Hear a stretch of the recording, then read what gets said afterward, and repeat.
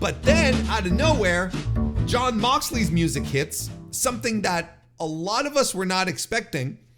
I don't think anyone was really expecting it, but it's his Death Rider theme, right? Not his original theme, not Wild Thing. So you know, oh, this is serious business. He comes out, makes his way to the ring, and Tony Schiavone's like, oh, this is unexpected. We were supposed to, every commentary's going, we were supposed to go to a match. Then we have Jon Moxley, and Tony Schiavone's like, I'm on it, brother. He grabs a mic, makes his way to the ring. He's ready to talk to him. Mox says that he hasn't been talking much, but he's been doing a lot of thinking. And he's here to have a conversation with someone who is not there. And he calls him out. He says, it's Darby Allin. I'm not hard to find. Come and have a chat. And he tells Tony Schiavone that this isn't his company anymore before hitting the bricks. Why don't we'll combine this with something that happens much later on in the evening, really towards the end. This happened after Ricochet versus Kyle Fletcher, where we had Jon Moxley walking out of the arena, and someone says, "Hey, what?" Someone off camera is shouting at him and saying, John, what's going on? What did you mean by what you said earlier?" And he says something about casting pearls before swine, and he grabs a dude, and Marina Shafir shows up out of nowhere, and I did not recognize him. I was like, who the hell is this? Who is it? Even she starts beating up on the dudes, right? On the security guys.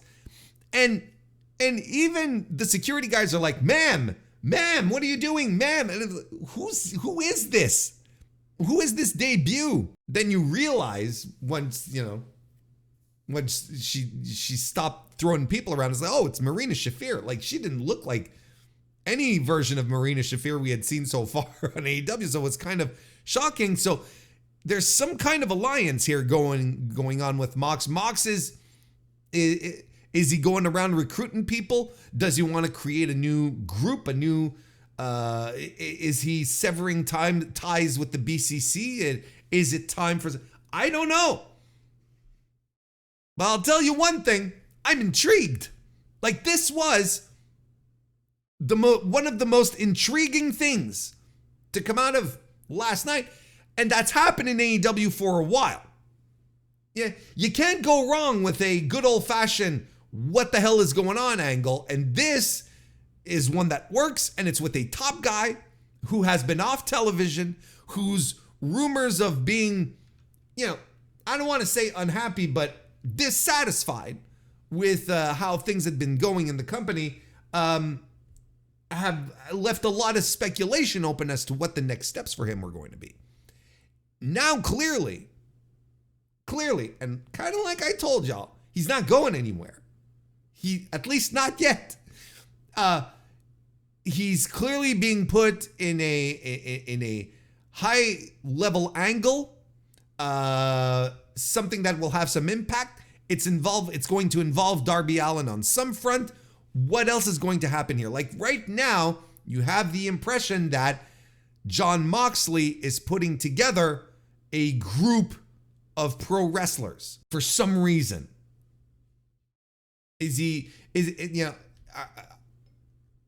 Look, I don't even know how to begin to speculate on this.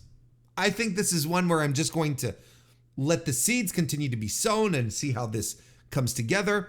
But, I think bringing in Marina Shafir into his fold, I think it quickly establishes that he's aligning himself with shooters, with people who have a certain background.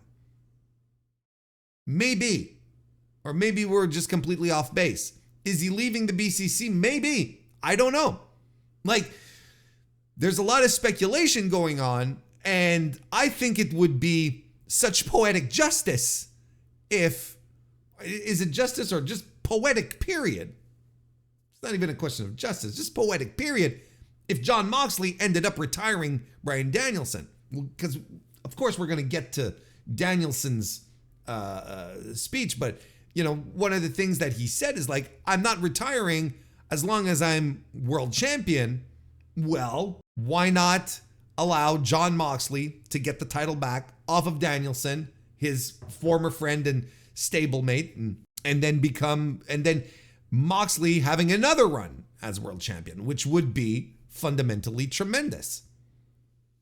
I think it's a very good idea. Now, is this what we're doing? Is this right now? I couldn't tell you.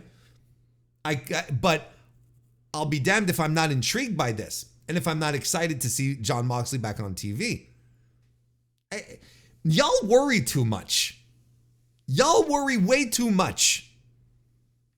I know a lot of you were very, very worried about the future of Jon Moxley in AEW. And again, this is something we talked about. I talked about it on the review this week again on the Mr. Warren Hayes Show podcast. Talked about it again. Jon Moxley, at the very least, right now, wasn't going anywhere. Something was going to happen. And there we go. I told y'all to relax. So you got to learn to not be worried all the time. You got to learn to just relax. But this is interesting. It's good. Gets the mind spinning. It feels like a compelling angle. Feels like something different. Feels like something important that has to be done for one of the top stars to get him back into the conversation. Because if we're being honest, Moxley's 2024 hasn't been all that fantastic for multiple reasons. And I think the time off was warranted, and I think was required. I think a lot of things needed to be reset, and I think it's good. I'm pretty sure it was good for him. Now he's going to come back to work. There's still something there. There's still something there in Jon Moxley in AEW. I'm convinced about it.